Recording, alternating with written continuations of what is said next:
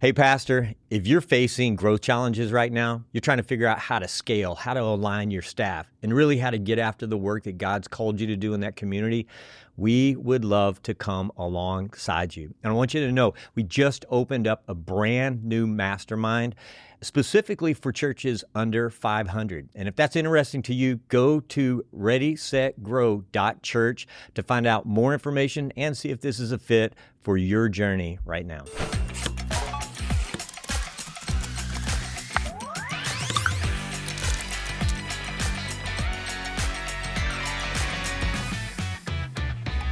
Hello, my friends, and welcome to the Breaking 1000 podcast. I am your host, Mark Brewer. I've got Scott Wilson and Hunter Wilson with me here today. We talk with a lot of pastors who get really excited about growth planning and setting the stage for where we're going to go next. My new idea. New ideas. We've been whiteboarding. We're writing a bunch of stuff down. Yeah. But what we also have found that in that, oftentimes what's not baked in are the reasons why you might not actually be able to execute on that plan. Yeah. And we call those caution lights. Yeah, it's such a good framing for it because I think what we do is, why don't we think about this on an individual level? So if I was going to create New Year's resolutions for myself, what are the most common reasons? Like, I know me. What are the most common reasons of like, all right, I'm just going to place a bet. If this were to go wrong, it's probably because of blank, or blank. I'm going to get bored. This is going to be too hard. And I'm trying to do this by myself. And oftentimes, it's not like you have to dive into this deep, dark cave of understanding to figure those out.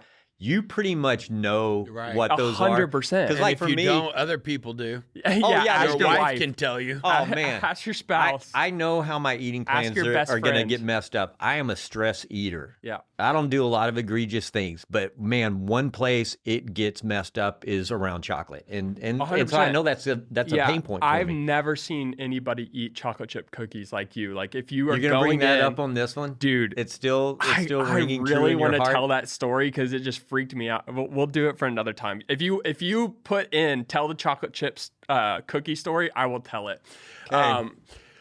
But inside of this, I think that what's really cool is on a personal level, it is, why wouldn't I pull off this New Year's resolution? Think about multiplying that complexity by the number of staff members that you have on the team. Wow. So we're made up of a series of individuals with bad habits, and we're working together for a common good. You are one unit, one team. You just with bad made everything habits. feel like, wow, how do we ever accomplish anything? No, 100%. 100%. There are, what I think of caution lights is twofold. They're either internal bad habits or external threats. Exactly. So with the plan, it's either internally, instead of saying, I know me, we're saying, we know us. Yeah. Okay. We know us, and I just wrote down a couple, like the four that I see a lot, especially when we're going with stereotypes and the lead pastor is a visionary leader with a lot of ideas. Here's some really common ones that we see. Caution lights is internal bad habits. These are some of the common ones. We tend to overschedule because we think we can pull everything off. Another one is we get easily bored. And then we decide not to follow through on what we said we were going to do. Number 3 is scope creep, which basically means here's what we said was the plan, but then we keep adding to the plan, and it becomes like a zombie project that keeps getting. It's like, this is like, dude, we're never going to be able to finish this thing. It's like half dead, half alive. Like, what are we doing? This thing is just dragging on. And then the fourth one that happens all the time is we call it whiplash, which basically means, hey guys, everybody, pay attention. Look at me, look at me, look at me, look at me. We're going this way. I'm telling you, this is it. This is where we're going. This is it. Drop everything that you're doing. This is where we're going. 2 weeks later. Yeah. That thing was stupid. That was dumb. We're going this way We now. were actually really good. Some people are not good at vision implementation. We were good. We were so fast. We could have the vision on Friday, share the vision on Saturday, implement on Sunday, and then by Monday we're ready for the next vision because we didn't fully bake it out. We didn't understand our caution lights and stuff. So those are some common like internal bad habits. Yeah. I think of external threats are most vision is not made up of individual doing things. It's usually embedded in the church world of getting the people in the church to participate in the vision. Yeah. So what are the threats there? It's like, oh, I know how we can do this. All we got to do is get all of our volunteers to show up 4 days a week to our church. It's like, yeah. Not taking into account, hey, this is football season in Texas. Hey, this is Christmas. This is the new year. The economy has changed. We just got to get our volunteers to work 30 hours a week. That's all we got to do. It's like, yeah, that might be a threat. That might be a threat, right? So internal bad habits, external threats. What are you thinking about when we're talking about this? Well, I'm thinking of external threats that can happen that are, it's all these things that are outside of our control. Yeah. I mean, like you just said, the economy. I mean, as we're going into a building campaign, say, I think we could reach this amount of money. I think we get this loan. But then wait a minute. Now, guess what happened with the economy and everything going on? That people who were building a building and they got a quote that was at $4 million to build the building and now it's $8. Yeah. That's happening all over. Happening over and over. Hey, the interest rate was going to be at 5, but now it's at 7. I mean, this changes the game. That's external. Yeah. And the problem with it is many times you don't even see that coming. And so that's what we're talking about is what are the caution lights? Well, if the economy changes, if oil prices change, I mean, like that. But then you also got like political landscape. Like when an election's coming up in that season, you're going like, man, if in it our goes area, red, that might be good for us or bad for us. If it goes blue, that might be good for us or bad for us. But no matter which way it goes, we have both types of people, both Republicans and Democrats in our church that see things differently. We have people of ethnicities that could be hit with if there's a shooting or the ICE thing. Yeah. I mean, all of these different things that are polarizing and stuff. I know that's like so far out there, but they impact It's us. actually happening right now in real time. Exactly. So this isn't like ethereal fantasy land. So we're navigating through this a lot. The idea of this is to assume you're not going to follow your plan perfectly. Because of these potential caution lights. Either internal bad habits or external threats. So what do we do with them? If all you had to do was follow your plan perfectly, then we'd all be millionaires and have six packs, but we don't follow our plans perfectly. That's right. Does that make sense? So you have to bake into the caution lights of if this were to go wrong and knowing us, we're not going to be perfect. How do we not make this a fragile plan? Because the only way this is going to happen is for perfection to happen. Okay, so you're saying as we're getting in the room and we're creating our growth plans and we're strategizing and whiteboarding, part of the execution of the plan is we have to bake in the potential caution lights. You got to bake in, if this were to go wrong, this is why it would go wrong. And if you can prescribe what could go wrong, you can mitigate the risk. Okay. Exactly. And that's why I think, like you said, what are our tendencies or our problems? In the same way it needs to be what can we anticipate could happen and what can we work together? I wouldn't have even thought of that. I need Mark and your help. We need the team's help to come up with it. Yeah. You know? Let me show you the top 3 things, because here's what Mark and I work with people on their growth plans a lot. And I think the number one thing that happens is the idea of this time's going to be different or I'll do better. We're going to work harder, man. Now we know the error of our ways. We're just going to work harder. We're going to do better. Yeah. So like one is like, I know I failed at every diet. Let's just do the chocolate chip cookie thing. I know I failed at every diet in the past, but this time it's going to be different. Yeah.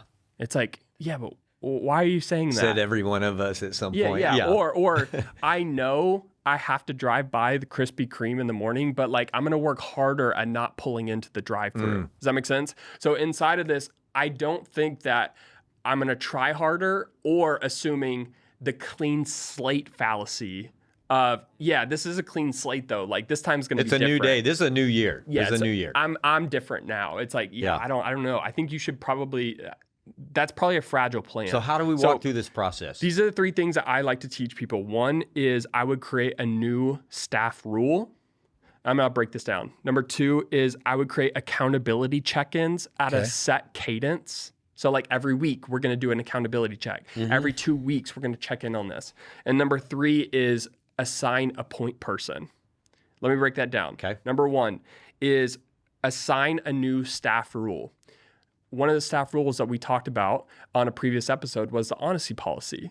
right? There's zero tolerance for gossip. It's a new staff rule. You're basically saying like, we're abiding by this code, this law of ethics of how we do things around here. You know, it might not be that strong. It might just be like new staff rule.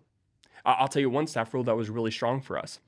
We're in an idea-rich culture. So one of the staff rules that we came up with is from people dealing with neck braces of the whiplash is we do not create new projects mid-cycle.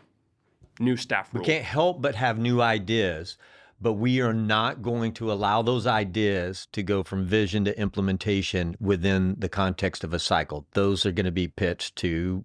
So that's going to be in the ideas list that we're going to bring up at our next growth plan. Okay. So for us, we're not saying we're doing growth planning once a year of like, what are we doing this next year? What we do is we have a vision for the year and we break it down to every 90 days. Yeah. Okay. So if you're 3 weeks away, you can hold it.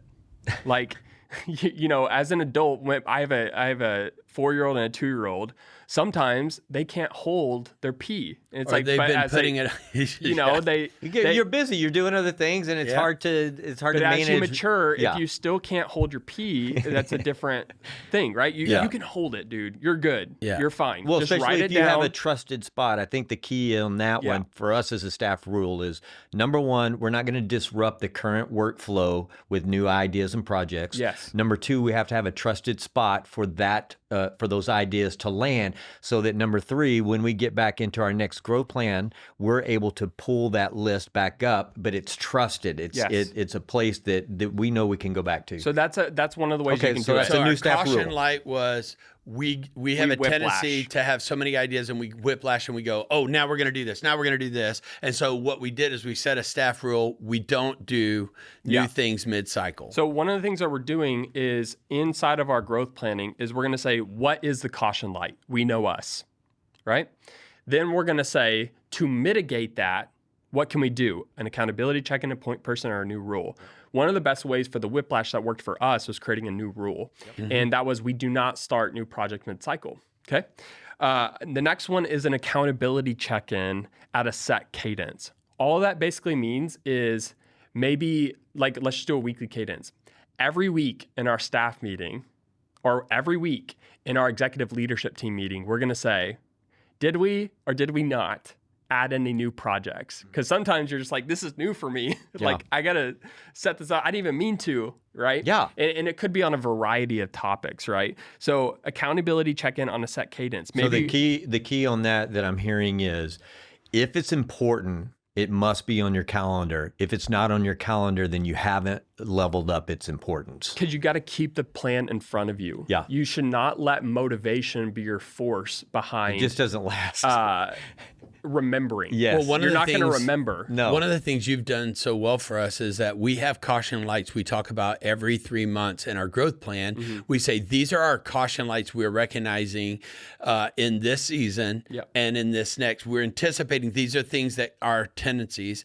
And every week in staff meeting, we actually look over the caution lights and say, okay, let's remember these are our caution, or we've created staff values that are counteracting those things. There's a lot of ways that you can mitigate it, but accountability check-in to keep it in front of us. So what I like to do is I never start a meeting agenda from a blank page. I always start from a template. So my template for that meeting is, this meeting agenda template is designed to accomplish the purpose of what that meeting is. So if part of that all staff meeting is to make sure that we're mitigating our caution lights, I'm going to add it as a 5-minute check-in to just go, are we doing what we said we were going to do, right? You're not going to remember, and you're not going to do it because you're motivated about it this week, because 3 weeks from now, it's probably going to be like, hey, we're doing pretty good at that. You know, it's like, that's when it's going to strike. That's right. Does that make sense? Yep. The last one is a point person. So I learned this one from kind of the idea of, if somebody's choking in a restaurant and somebody's, doing, whatever. The Heimlich maneuver. Whatever. Yes. Or whatever it is. Somebody's having a heart attack, and you don't shout at everybody and say, somebody call 911. Yeah. You look at a person and say, Mark, or Mister. Yeah. You with the call cell phone in your hand. 911. Yeah. Right. So the idea here is if it's everybody's responsibility to mitigate this risk, it becomes nobody's responsibility because everybody's looking to somebody to resolve the issue. That's so good because that would typically be how most organizations would get after it. Hey, we have called out our caution light. Everybody be on the lookout. Head on a swivel. And that is beneficial. It's better than nothing. But what I'm hearing you say is do that and I like definitively to add a point person. have a point person that's on the hook. So what I would do is saying, hey guys, we have, and it probably shouldn't be the person that is the offender, meaning this. If me and dad are the ones that create whiplash, me and him cannot be the person that is mitigating the whiplash, right? Yeah. So it's like, it would be like this.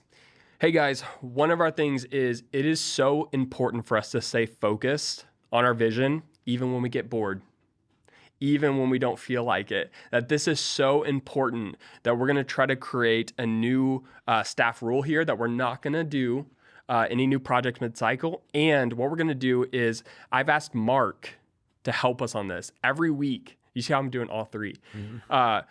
New rule, no new projects. Mark is going to lead an accountability check-in every week in all staff. He's the person that's going to make sure that we don't do this. Does that make sense? So you can stack these to ensure like we're triple checking, double checking, whatever, to mitigate the risk. And it often doesn't really take more than 5 minutes. 100%. And as you get better, it's like 30 seconds. Yeah. But man, those 5 minutes have saved us 50 hours in a cycle or more because of the other stuff. And you did hint at something that I think is strong, is caution lights are not your tattoos that you have to bear forever. It is in this season, which could be, right now we're not strong at this, and then we built muscle, now we're strong at it. And another season could be, hey, it's the end of the year, it's November and December. People are taking off, there's holidays. One of our caution lights for this season is we have to be so good at communicating. Yeah. We're going to under-communicate and just assume that people have got it. We cannot do that. That's a caution light for this season. So you can change them every growth plan to match the season that you're in or match where you currently have atrophy, but you need to build more muscle. Yeah, it may even be like this summer, we've got a lot of kids camp, youth camp, VBS, people on vacation, all kinds of stuff going on. Let's make sure we're communicating well. You know, it's that type of deal and staying focused. I want to bring something up here that I think, if I could say, because right now we say, hey, this could be yours, this could be yours. I want to make one right now that includes everyone on the external threat. Let me tell you an external threat that is facing every single person listening to it right now. You know what it is? A catastrophic event that the lead pastor they died unexpectedly, which you go, oh man, that doesn't happen. It happens all the time. Secondly, something happens, a moral failure, or something happens that you got hit in a car wreck and you didn't die, but you're in the hospital and you can't function as pastor, or you have a long-term issue, you can't talk, you can't find whatever it is. You say, oh my God, you're really getting dramatic on this. No, what I'm doing is I'm saying these things happen and you need to have a plan. Yeah. It doesn't mean you got to figure it all out, but you do need to have it. I just was at a friend, he passed away right after he just preached a Saturday night service and he passed away, large church. Do you know, right when it happened in the green room, he passed away, and I'm just so grieved, it's my friend. But one of the things that happened is the executive pastor called one of their overseers and said, what are we going to do? What are we going to do? He said, you know what to do. Go look in his Google Doc. We have a catastrophic plan. They pulled it out. Here's who's supposed to be the interim leader. Here's who's supposed to be preaching. These are these people. Here's how you're going to do a search committee. There was a plan in that moment. Right now, if you want to know, a caution light is, it is inevitable. Something could happen. I don't say it's inevitable. These things could happen.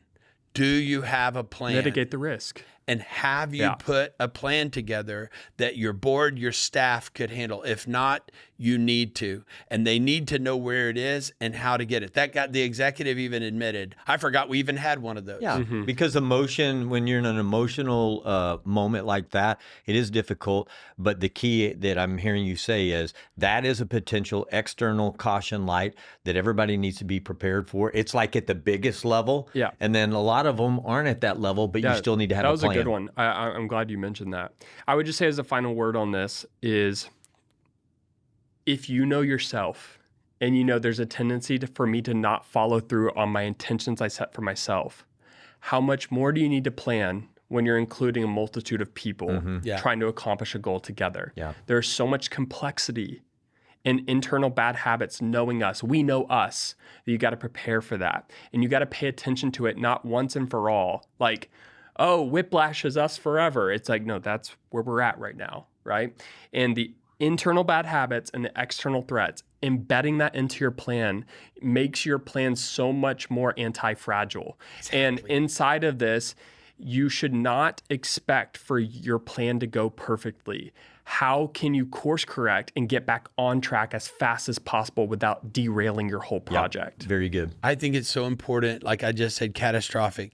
But we deal with pastors all the time, not just in death, but in moral failures, in things that happen with volunteers and stuff that if you have not written out, if this scenario happens, how am I going to handle this with the volunteer? If this happens and it happens with a staff member, how are we going to handle that?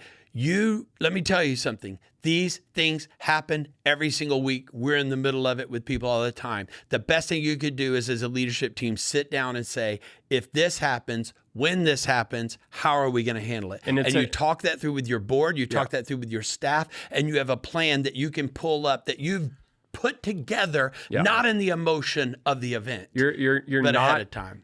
In this, just as a final word on this, because you're hitting on such important stuff here that we're dealing with all the time, is you are not trying to sit in a room and catastrophize.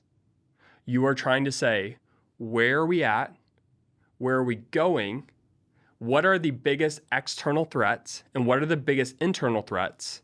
And then you triage them and say, yeah, we have 25 bad habits. Yeah, we have 25 external threats. What are the top ones that we need to deal with in this next cycle to mitigate, or we have no shot of getting where we need to be? Yeah, so good. And God will help you figure those out and triage those. Again, at the end, it's going to go to, we have a rule. We have a calendared accountability, and then we've got a point person for each of these. Hey, thank you for joining us here today at the Breaking 1000 podcast. If you have a topic that you'd like us to tee up and talk about, shoot us an email at hey, H-E-Y, at readysetgrow.church. And thank you guys for this awesome talk today, and we'll see you down the road.